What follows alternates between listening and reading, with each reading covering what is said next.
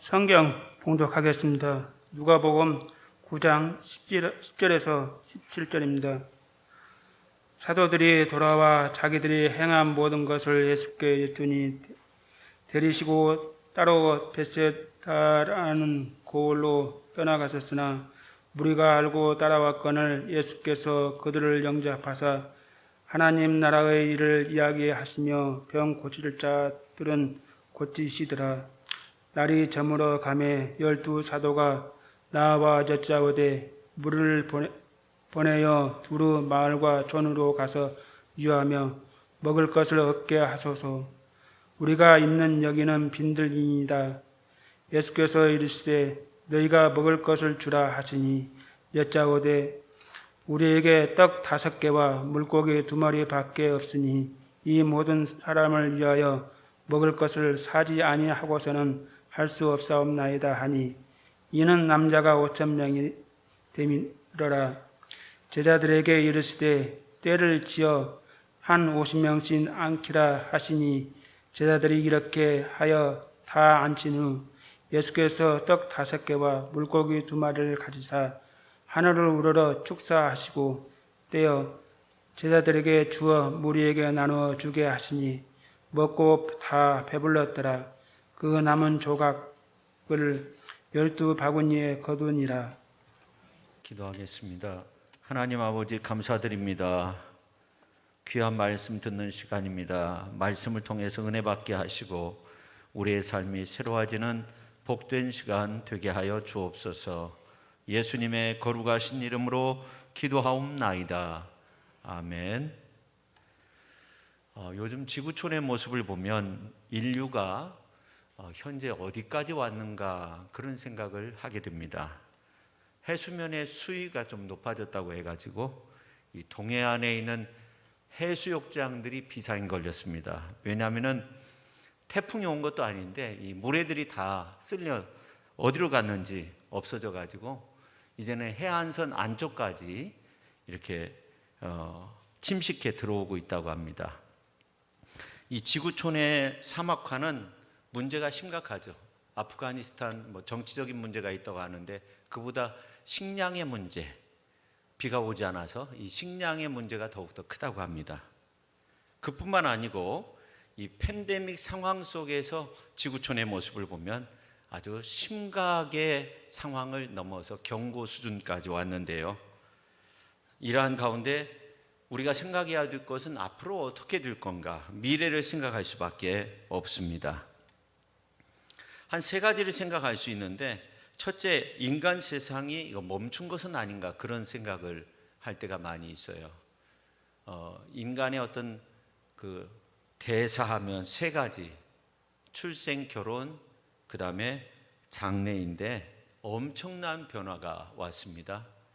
그 다음에 이제 2번째는 우리 인간이 참 건강한 존재인 줄 알았는데 다른 동물과 비교해서 그렇지 않다 하는 것을 느끼게 됩니다. 많은 사람들이 바이러스 때문에 고통스러워하고 어려워하는 이러한 모습을 보면서 많은 생각을 하게 됩니다. 그리고 또 한 가지는 개인 가정 사회 속에서 다른 어떤 사람에 대한 혐오의 마음, 우울증, 가정폭력, 사회폭력 이러한 것들이 많이 늘어났다는 거죠. 사실 이러한 어떤 평가에 대해서 그렇지 않다고 말하기가 어렵지 않습니까? 이런 말 아십니까? 인류의 희망은 주님의 절망에 있었다. 그런 말입니다. 무슨 말이냐면 예수님이 십자가상에서 철저하게 그 고통의 순간이 우리에게 희망이 되었다는 겁니다. 오늘 이제 남신도 주일인데 저는 남신도 주일 그 말씀을 준비하면서 이런 어려운 때 우리 남신도 분들이 참 애를 많이 쓴다 그런 생각을 했습니다. 우리 교회 안에 요한회, 바울회, 베드로회, 여호수아회, 그 다음에 아브라함회가 있는데 대부분 가정의 아빠로서 그렇지 않은 분들도 계신데 우리는 사실 아버지가 계셔서 이 자리에 왔다고 생각합니다. 우리의 구원이 우리의 영의 아버지가 되시는 예수님이 십자가상에서 고난받으심으로 말미암아 이루어졌던 것처럼 우리 아버지, 아빠의 노고가 있었기 때문에 우리가 오늘 이 시대를 편안하게 지내고 있지 않나 그런 생각을 합니다. 앞에서 말씀드린 것처럼 인류의 희망이 십자가의 고난에 숨겨져 있듯이 우리가 이 땅에서 편안하게 살 수 있었던 것은 육신의 부모, 특별히 우리 아버지의 역할이 컸다고 생각합니다. 그래서 송강정철은 아버지가 날 낳으셨다는 그런 표현을 하잖아요. 사실 예수님이 십자가상에서 인류에게 가장 큰 희망을 제시했습니다. 근데 예수님 이전은 어둠의 세계였죠. 세상의 구원이라고는 찾아볼 수 없는 그런 세상이었는데 예수님께서 십자가의 고난을 당하셨어요. 7마디 하셨어요. 아버지여, 저들 용서해 달라고. 저들이 하는 것을 알지 못한다고. 예수님이 십자가상에서 그야말로 못 박히실 때, 못을 박는 무리를 향해서 그런 말씀을 하셨어요. 그 다음에 두 번째가 내가 진실로 내게 이르노니 오늘 네가 나와 함께 낙원에 있을 거다. 한편에 있는 행악자가 예수님을 향해서 막 비방하니까, 욕을 하니까 예수님께서 이제 그 다른 한편에 있는 행악자가 그렇지 않다고 막, 예수님은 우리와 다른 분이라고 그러면서 나를 좀 하나님의 나라에 들어갈 수 있게 해달라고 그렇게 요구할 때 한 영혼을 구원시키기 위해서 예수님께서 십자가상에서 그런 소중한 말씀하셨고, 그 다음에 이제 세 번째, 여자여 보소서 아들이니다 보라 내 어미라 하면서 끊을 수 없는 모정을 향한 마지막 부탁의 말씀을 하셨어요. 엘리 엘리 나마 사막다니, 다 이루었다, 뭐 이런 말씀들 하셨죠. 그리고 맨 마지막에 하신 말씀이 뭐냐면 아버지, 내 영혼을 아버지의 손에 부탁하나이다 하고 숨지셨다고 그렇게 성경은 말씀하고 있어요. 그러니까 예수님이 마지막 자신의 영혼을 하나님 아버지께 의탁했어요. 사실 예수님은 어떤 분이십니까? 하나님과 동등한 분이세요. 하나님의 아들 되세요. 근데 예수님께서 자신의 영혼을 아버지의 손에 의탁했다고 그렇게 말씀하고 있어요. 하물며 하나님의 형상대로 지음받은 우리 인간이 하나님의 손에 내 삶을 맡기고 나의 모든 것들을 맡기면서 사는 것은 중요한 겁니다. 하나님의 손에 내가 있어야 된다는 거죠. 시편 95편에 있는 말씀을 보면 이런 말씀이 있어요. 오라 우리가 여호와께 노래하며 우리의 구원의 반석을 향하여 즐거이 외치자. 우리가 감사함으로 그 앞에 나가며 시를 지어 즐거이 그를 노래하자. 여호와는 크신 하나님이시요 모든 신들보다 크신 왕이시기 때문이로다. 땅의 깊은 곳이 그의 손 안에 있으며 산들의 높은 곳도 그의 것이로다. 바다도 그의 것이라. 그가 만드셨고 육지도 그의 손이 지으셨도다. 그의 손에 있다는 거예요. 그래서 시편 기자는 그래서 우리가 어떻게 해야 되냐면 6절에 있는 말씀을 보면 오라 우리가 굽혀 경배하며 우리를 지으신 여호와 앞에 무릎을 꿇자라고 그렇게 고백하고 있어요. 욥도 그런 고백을 했습니다. 욥기서 21장 16절에 있는 말씀을 보면 그러나 그들의 행복이 그들의 손 안에 있지 아니하니, 우리의 행복이 우리의 손 안에 있는 것이 아니에요. 하나님의 손 안에 있는 거죠. 이 코로나의 종결도 아버지의 손 안에 있는 거죠. 인류의 미래도 선하신 하나님 아버지의 그 강한 붙드심 가운데, 선한 이끄심 가운데 그 손 안에 있는 겁니다. 나의 선한 목자 하나님 아버지께 우리는 언제나 기도하며 하나님을 의지하면서 살아야 될 줄로 믿습니다. 오늘 이제 말씀은 오병이어의 기적 사건에 대해서 말씀하고 있는데, 오늘 이제 말씀을 보면 보리떡 5개 물고기 2마리로 2만 명을 먹이죠. 그리고 12광주리 12바구니에 담게 되는 그런 놀라운 기적의 사건이 벳세다 광야 빈들에서 일어났어요.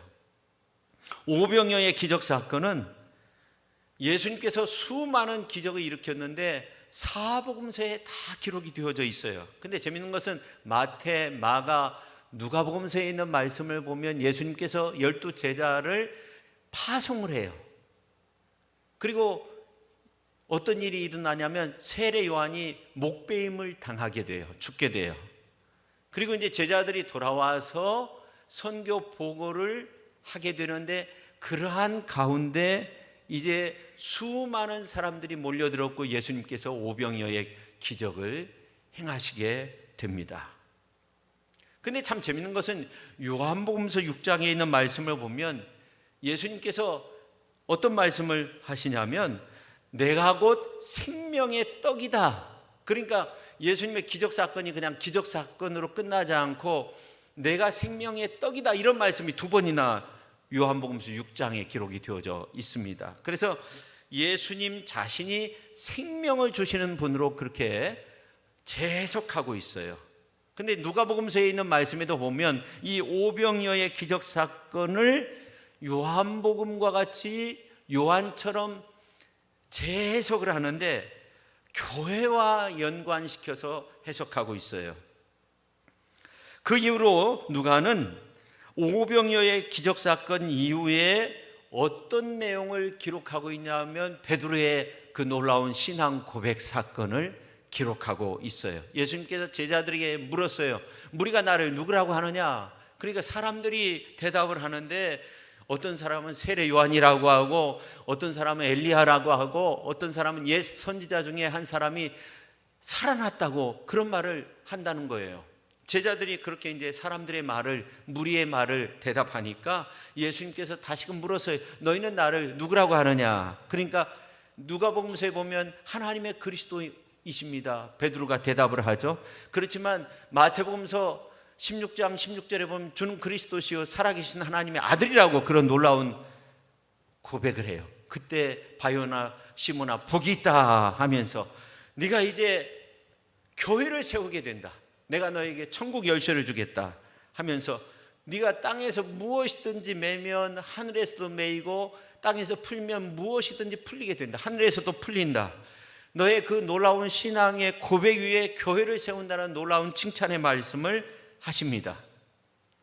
이 마태는 상당히 교회론이라고 할 수 있는데 교회 중심으로 복음서를 기록했어요. 그래서 마태복음에 보면 교회라는 단어가 실제적으로 나오는데 다른 복음서에는 교회라는 단어가 나오지 않아요. 누가복음서에도 나오지 않아요. 그럼 누가가 교회라는 말을 한 번도 사용하지 않았나? 그건 아니에요. 굉장히 많이 사용을 했는데 누가는 누가복음서 이후에 사도행전을 기록하는데 사도행전을 기록하면서 20번이 넘게 교회라는 단어를 사용합니다.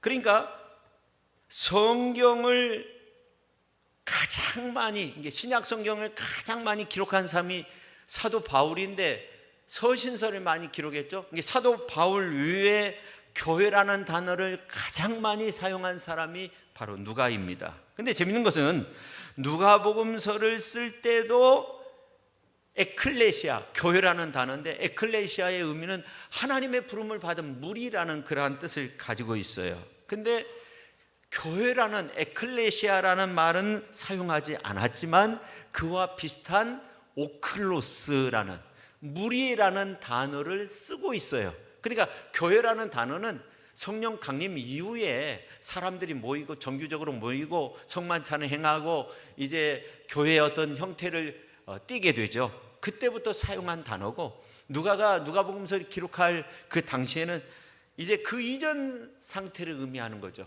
그래서 교회라는 말은 사용하지 않고 오클로스, 무리를 사용하는데 오늘 이제 11절, 12절, 16절, 18절, 23절, 37절, 38절에 보면 나와 있어요.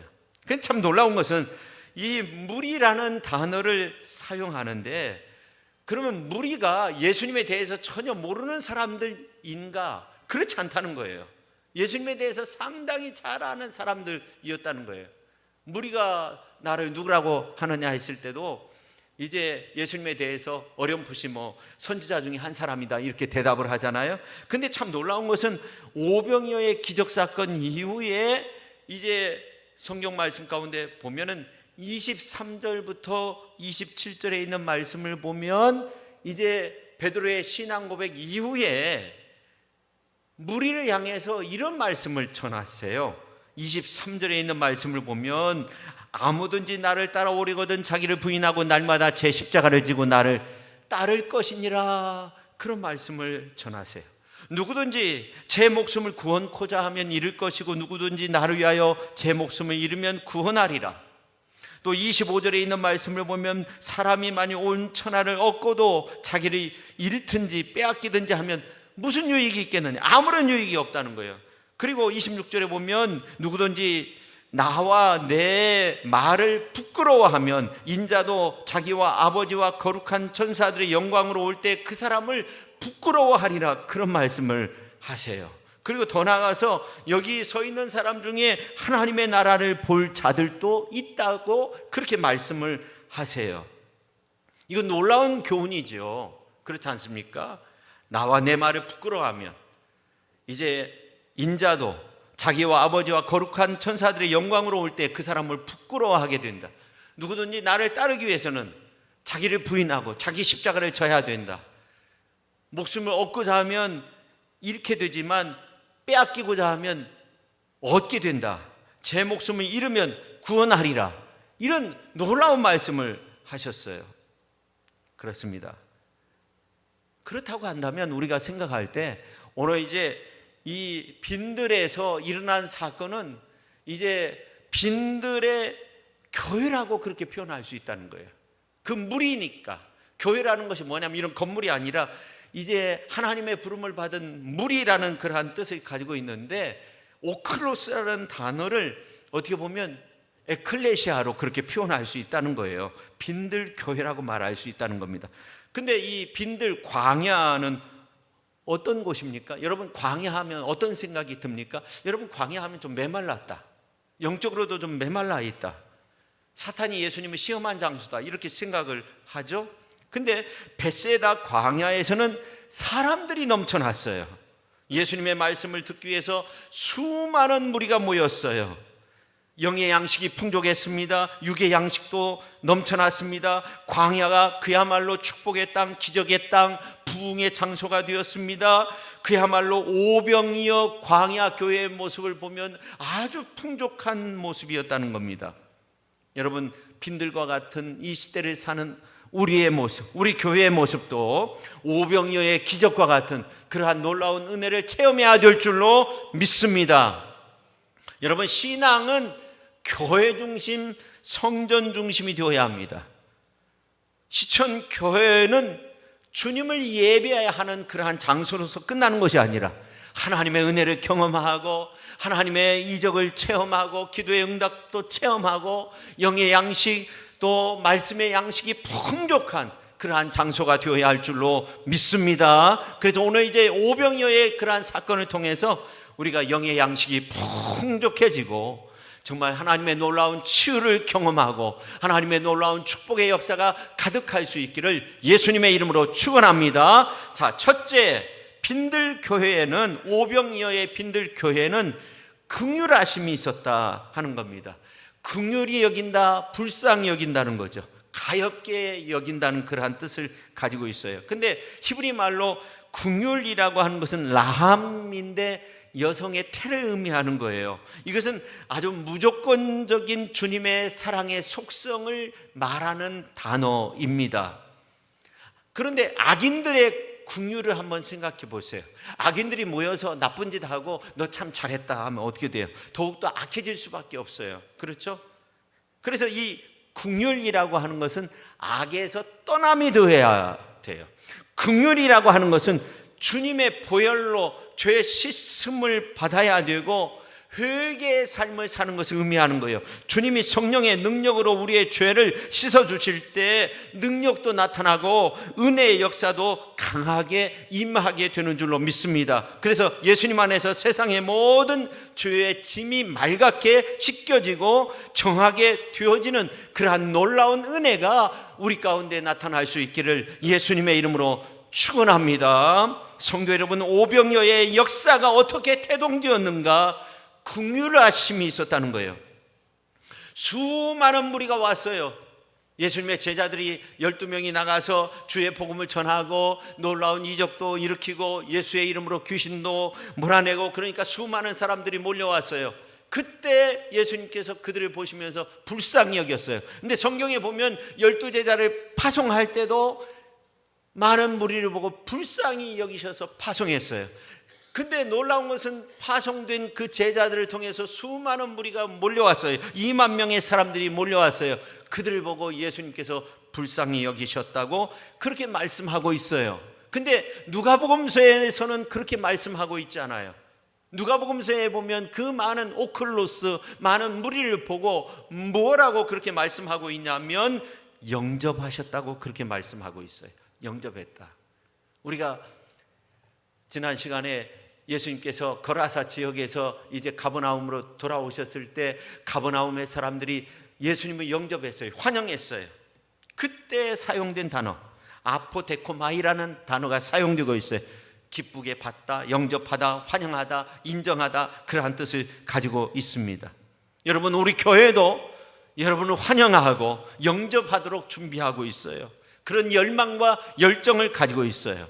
여러분이 이제 교회 나와서 하나님 앞에 예배 드릴 때 정말 환영하고 기쁘게 영접하고자 하는 그런 마음이 있어요. 이제 우리가 마스크도 나누어 드리고 여러 아파트 단지를 다니면서 새 가족들도 좀 우리가 영접해야 되겠다, 그런 마음을 가지고 있어요. 근데 이 영접한다는 말이 정말 따뜻한 말이에요, 사실은. 여러분, 누가는 주님의 긍휼이라고 하는 것이 동정이 아니라는 거예요. 그냥 동정으로 끝나는 것이 아니라 동감한다는 거예요. 사랑이라고 하는 것은 공감하고 동감하는 것이 바로 진정한 사랑이에요. 다시 말해서 동정을 하는 것은 불쌍히 여기는 것이 끝쳐지면 그냥 끝나는 거지만 함께 공감하고 동감을 갖는 것은요, 이것은 사랑인 겁니다. 우리가 이러한 맥락에서 예수님께서 제자들에게 너희가 먹을 것을 주라 하는 말씀도 그렇게 받아들여야 돼요. 그리고 제자들이 안 된다고 한 것이 아니에요. 빌립도 안 된다고 한 것이 아니에요. 적게 주어도 200데나리온이 든다는 거예요. 공감하고 있는 거예요. 또 제자들이 사 먹게 하소서, 그런 표현을 해요. 복음서에 보면 이거는 이제 저들도 사 먹을 수 있다는 거예요. 저들이 최소한 먹거리를 해결할 수 있다는 거죠. 그러니까 예수님께서 제자들에게 하신 말씀, 너희가 먹을 것을 주라, 우리가 좀 다르게 해석해야 되는데, 이것은 우리가 먼저 좋은 목자, 좋은 성도, 좋은 긍휼의 목자가 되어야 한다는 거예요. 수많은 무리 백성들의 입장에서 한번 생각해 보세요. 빈들에서 2만 명의 사람들이 한 어린 아이가 가져온 그 도시락을 먹기 위해서 그거 먹자고 안 가고 기다렸겠어요? 그건 아니에요. 만약 그런 마음이 있었다고 한다면 벌써 다 떠났을 거예요. 여기 도시락밖에 없어요. 그럼 다 일터로 갔을 거예요. 그렇지 않습니까? 근데 마가복음서 6장 39절에 있는 말씀을 보면 예수님께서 50명, 100명 이렇게 푸른 잔디 위에 앉혔다고 그렇게 말씀하고 있어요. 푸른 잔디 위에 앉혔다는 것이 중요해요. 베세다 광야가 푸른 잔디가 있었다는 거예요. 그러니까 이 갈릴리 지역은 가물거나 메마른 장소가 아니었다는 거예요. 실제로 젖과 꿀이 흐르는 대표적인 장소가 갈릴리 지역입니다. 비가 내리지 않아서 먹을 것이 없어서 그 많은 사람들이 예수님 따라온 것은 아니었어요. 예수님 만나니까 긍휼의 목자, 선한 목자, 참 목자를 만난 거예요. 그들은 빈들을 떠날 수가 없었어요.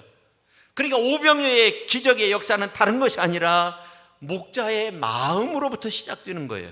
히브리 말로 라함, 무조건적인 주님의 사랑을 느낀 거예요. 긍휼의 마음을 느낀 거예요. 그게 오병이어의 역사의 시작입니다. 성도 여러분, 기적만 사모하지 말고 우리가 긍휼의 마음을 품어야 돼. 긍휼히 여기는 자는 복이 있나니 그들이 긍휼히 여김을 받는다고 했어요. 오늘날 교회도 그렇지 않습니까? 주님의 십자가의 보혈이 생명이 되는 이유가 무엇입니까? 바로 긍휼, 죄 용서함을 우리가 받는다는 거예요. 인자가 온 건 섬김 받기 위해서 온 것이 아니에요. 섬기기 위해서 왔다고. 자기 목숨을 많은 사람의 대속물로 주기 위해서 예수님께서 이 땅에 오셨다고 그렇게 분명히 말씀하고 있어요. 우리가 성도로서 살게 된 것은 긍휼함을 입었어요. 대속의 은혜가 있어요. 심판받을 수밖에 없는데 예수님의 보혈의 은혜로 구원함을 얻었어요. 긍휼히 여김을 받았어요. 긍휼히 여김 받을 수 없는 존재였는데 긍휼히 여김을 받은 거예요. 할렐루야. 지금은 그런 은혜가 필요합니다. 그런 긍휼의 은혜, 주님의 몸된 교회를 통해서, 우리 성도님들을 통해서, 우리 성도님 한 사람을 통해서 이런 은혜가 넘쳐날 수 있기를 예수님의 이름으로 축원합니다. 그 다음에 두 번째, 오병이어 빈들 교회는 넘치는 감사가 있었다는 겁니다.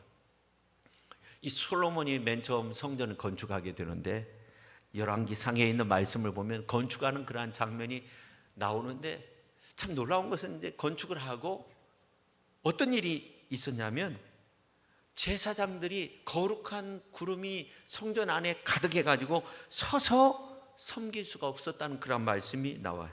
열왕기상 8장 11절에 있는 말씀을 보면 제사장이 그 구름으로 말미암아 능히 서서 섬기지 못하였으니 이는 여호와의 영광이 여호와의 성전에 가득함이었더라, 그렇게 말씀하고 있어요. 그럼 왜 이렇게 놀라운 역사가 일어났는가 우리가 한번 생각해 봐야 돼. 솔로몬이 훌륭한 목수를 구하기 위해서 두로왕 히람과 계약을 맺고 사람들을 모셔왔어요. 이스라엘에 3만 명의 노동자가 동원이 됐어요. 7만 명의 운반자가 있었어요. 8만 명의 돌을 다듬는 일꾼들이 있었어요. 감독관만 3,300명이었다고 그렇게 말씀하고 있어요. 성전 건물만 있었던 것이 아니에요. 부속 건물들이 다 있었어요. 놀라운 거예요. 바다라는 그러한 이제 물을 담는 이제 제사장들이 손을 씻는 그러한 곳에 엄청난 물을 담을 수 있게 엄청난 크기의 그런 높바다가 있었고, 성전 입구에 12m, 두께가 7m 되는 큰 기둥이 2개 있었죠. 야긴과 보아스가 있었어요. 금으로 다 싸져 있었어요. 엄청난 그런 성전이었어요. 그래서 하나님의 영광이 가득하게 되었습니까? 그렇지 않습니다. 솔로몬이 성전 건축 이후에 나이 들어가지고 하나님 앞에 범죄하게 돼요. 그래서 하나님께서 2번씩이나 나타나서 너 그렇게 해서는 안 된다. 우상 없애야 된다. 너 그렇게 하면은 네가 다스리고 있는 나라를 너의 신하에게 주겠다. 그런 말씀까지 하세요. 그러나 온전히 여호와를 섬기지 못했던 사람이 솔로몬이었어요. 그런 말씀이 열왕기상 11장 4절에 기록이 되어져 있었어요. 그래서 솔로몬은 정말 지혜의 왕이고 성전을 건축하고 봉헌하고 이스라엘의 최전성기의 왕이었어요. 다윗을 봐서 솔로몬 때에는 그런 어려움이 없었지만 솔로몬 이후에는 나라가 완전히 갈라지게 되잖아요. 근데 사실 하나님께서 성막 가운데 아주 초라한 천막 가운데 있을 때 이스라엘 백성들이 광야 생활했는데 하나님의 놀라운 기적을 체험했어요. 새벽에는 만나를 먹고 때로는 메추라기를 먹기도 하고 반석에서 물이 솟기도 하고 홍해 요단강을 건너기도 하고 놀라운 기적의 역사들을 이루었어요. 근데 어떻게 해서 성전 가운데 하나님의 영광이 가득했는가 보니까 열왕기상 8장 9절에 보니까 이런 말씀이 있습니다. 그 궤 안에는 2 돌판 외에 아무것도 없으니 모세가 호렙에서 그 안에 넣은 것이었다는 거예요. 그러니까 궤 안에 언약궤를 말하는 거예요. 법궤를 말하는데 사실은 나무로 만들었어요. 보잘것없는 나무로 만들었지만 금으로 쌓았죠. 그 언약궤 안에 돌판이 있었다는 거예요. 2 돌판 위에 아무것도 없었다는 거예요. 그러니까 성전에서 가장 중요한 것은 법궤입니다. 언약궤입니다. 그리고 그 속에 있는 돌판, 십계명을 기록한 돌판, 하나님의 말씀이 중요한 거죠. 사실 다른 것은 다 허상인 거죠. 여러분, 지구가 멈추는 날이라는 그런 영화 보셨는가 모르겠어요. 저는 그 영화를 보면서 참 많은 생각을 하게 됐어요. 근데 이제 그 영화를 보면 소행성이 막 지구로 온다고 하니까 사람들이 뭐 72시간 이후에 지구가 이제 다 망한다, 다 죽는다 막. 근데 이 소행성이 지구본처럼, 큰 지구본처럼 생겼는데 무사히 안착을 해요. 거기에서 사람하고 똑같은 외계인이 나와요. 크라투라는 외계인이 나와요. 그리고 엄청나게 큰 로봇이 나오죠. 근데 이제 그 크라투는 사람이 쏜 총에 맞아서 죽기 직전에 살아나고, 로봇은 나중에 이 바이러스와 같이 소형 벌레, 우주 벌레가 돼가지고 지구를 완전히 쓸어버리죠. 그 벌레를 향해서, 로봇을 향해서 막 공격을 하면 더 커지는 거예요. 공격받을수록, 에너지를 받을수록 더욱더 커지는 거예요. 양이 많아지는 거예요. 근데 이 클라크가 누구와 만남이 있었냐면 헬렌이라는 우주 생물학자하고 그 아들 제이콥이라는 아들이 있는데, 그들과 만나면서 사람에게 아주 특별한 것이 있다는 것을 발견해요. 그게 뭐냐면 사랑인 거죠. 이 클라크가 이런 말을 해요. 우리는 인간에게서 지구를 구하러 왔다는 거예요. 그래서 지구가 죽으면 인간도 죽는다는, 그렇죠. 지구가 죽으면 인간이 죽는 거 아닙니까? 근데 인간이 죽으면 지구가 산다는 거예요. 인간이 지구를 파괴하니까. 근데 제가 이 영화를 보면서 기억에 남는 그런 장면이 있는데, 그 지구본과 같은 그런 큰 물체가 또 하나가 있는데, 늪에 가서 이 헬렌과 제이콥과 함께 가서 보여주는데, 거기에 노아 방주처럼 지구의 모든 생물들을 그 안에 담는 거예요. 이렇게. 그러니까 지구는 이제 완전히 파괴될 수밖에 없으니까, 지구를 파괴하는 인간들은 그 벌레에 의해서, 우주 벌레에 의해서 다 죽게 되고, 그리고 그 지구본 조그마한 것은 그 안에 생물들이 살아있다는 거예요. 근데 저는 이 성전의 모습을 보면서 그런 모습을 봐요. 오늘 이제 오병이어의 기적의 모습을 보면서 이 정말 중요한 것은 법궤 안에 그 돌판 아닙니까? 그러면 돌판만 중요하냐? 다른 성전, 그 어마어마한 성전, 금으로 대리석으로 장식한 그 성전은 다 필요 없는 거냐? 그건 아니죠. 지구가 멈추는 날이라는 영화에서 어떻게 보면 작은 지구본과 같은 그런 구형체와 같은 것이 바로 돌판인 거죠. 그래서 그 궤 안에는 두 돌판 위에 아무것도 없습니다. 그 돌판이 없으면 다른 것은 쓸모없는 거예요. 그 지구본이라는 그 조그만한 것이 사라지면 완전히 사라지죠. 근데 이제 나중에 이 크라크가 자신을 희생하고 이제 그 바이러스와 같은 우주 곤충을 다 없앤다는 이제 그런 내용입니다. 그래서 이제 아무튼 그 열왕기 상에 있는 말씀을 보니까 그 하나님의 언약궤를 지성소에 올려놓았을 때, 황금 날개 그 밑에 그것을 올려놓았을 때 성전의 마침이 되었고 하나님의 영광이 가득하게 되었다 하는 겁니다. 그러니까 어떻게 보면 그 궤, 그 돌판이 무엇을 의미하는 거예요? 그 성전의 실상과 가치가 되는 거죠. 그 돌판이. 여러분, 예수님께서 왜 오병이어를 들고 하늘을 우러러 축사하셨겠어요?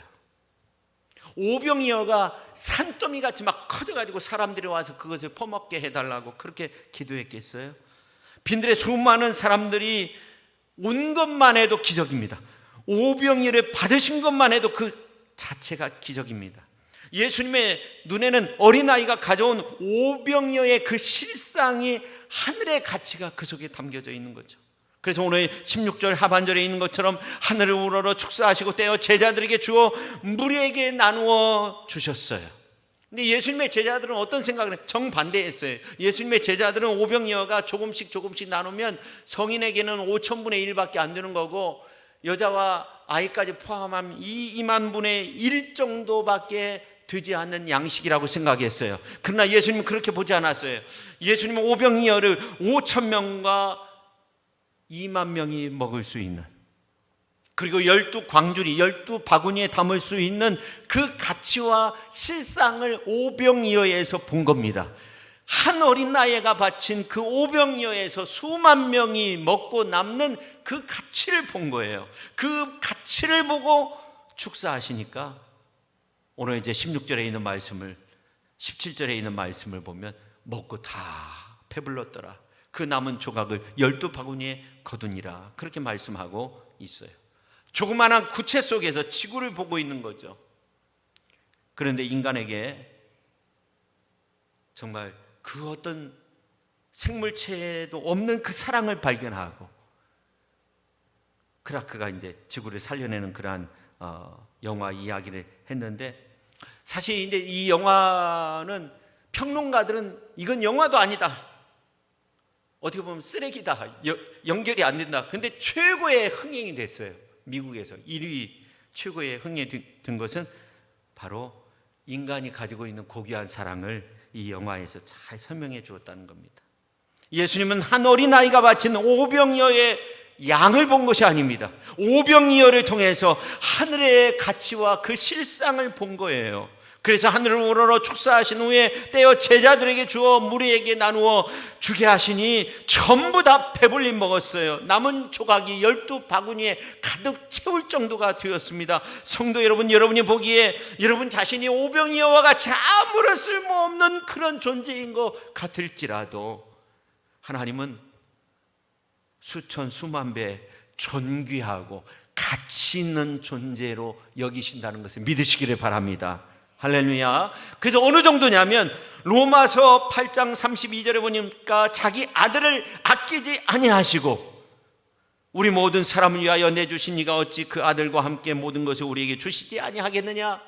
자신이 이 땅에 온 거예요. 자신을 내어준 거예요. 자기 아들을 내어주신 거예요. 우리를 위해서 내어주신 거예요. 그분이 어찌 그 아들과 함께 모든 것을 우리에게 주시지 않겠어요? 우리가 그렇게 고귀한 존재예요. 우리가 가치 있는 존재예요. 여러분, 오병이어가 갑자기 태산만큼 불어난 것이 아니에요. 중요한 건 뭔지 아세요? 예수님의 손 안에서 떼어 주셨다는 것이 중요해요. 오늘 성경에 보면 그렇게 말씀하고 있어요. 유한한 오병이어가 예수님의 손 안에서 떼어 주시니까 무한정한 오병이어가 된 거예요. 그렇습니다. 우리가 하나님의 손 안에 있는 존재가 되어야 되는 거죠. 우리의 삶 전체가 하나님의 손 안에 있어야 되죠. 우리가 가지고 있는 물질도 하나님 손 안에 있어야 되고, 우리 건강도 마찬가지고, 그렇지 않으면 헛것인 거예요. 법궤 없는 성전 생각할 수 있겠어요? 생각할 수 없는 거예요. 하나님의 영광이 가득하기 위해서는 하나님의 손 안에 우리가 있어야 된다는 거예요. 저와 여러분이 정말 하나님의 손 안에 있을 때 거기에서 기적이 일어나는 거죠. 그래서 어떻게 보면 하나님의 손에 닿아야 돼요. 우리의 삶이 하나님의 손 안에 닿아야 돼요. 주님의 몸된 교회 아닙니까? 우리의 몸이 주님의 몸에 닿을 수 있는 것은 주님의 몸된 교회에서 우리가 하나님 앞에 예배 드리는 날을 꿈꾸고 예배 드리기 위해서 또 힘쓰는 자세가 필요한 거죠. 또 우리의 손이 주님의 손에 닿게 하기 위해서는 우리가 어떻게 해야 돼요? 두 손 모으고 하나님 앞에 기도하고 그 손으로 하나님의 영광을 위해서 헌신하고 충성하고 그렇게 살아야 되는 거죠. 물질이면 물질, 헌신이면 헌신, 감사면 감사가 주님의 손에 닿으면, 주님의 손에 있으면 거기에서 기적의 역사가 일어나게 되는 줄로 믿으시기를 바랍니다. 그래서 오늘 17절에 보면 먹고 다 배불렀더라. 그 남은 조각을 12바구니에 거두니라고 그렇게 말씀하고 있어요. 남았다, 이 말은 먹고 남았다 이런 의미가 아니라 풍성하였다, 넘치는 풍성한 은혜가 있었다는 거예요. 우리의 빈들을 채울 수 있는 것은 무엇인가? 결국 성령 하나님의 은혜가 필요한 거죠. 지금 이 시대 속에서 우리에게 필요한 것은 성령 하나님의 은혜입니다.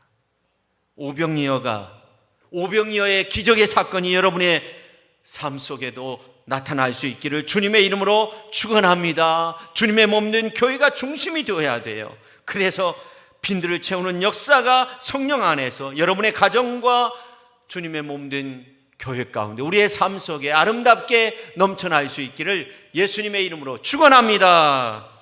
기도하겠습니다. 하나님 아버지 감사드립니다. 하나님의 은혜가 가득한 가운데 하나님의 손 안에 우리의 삶이 있어서 그 속에서 오병이어와 같은 놀라운 기적의 역사를 이루어가기에 부족함이 없도록 성령 하나님 도우시고 함께하여 주옵소서. 예수님의 이름으로 기도하옵나이다. 아멘.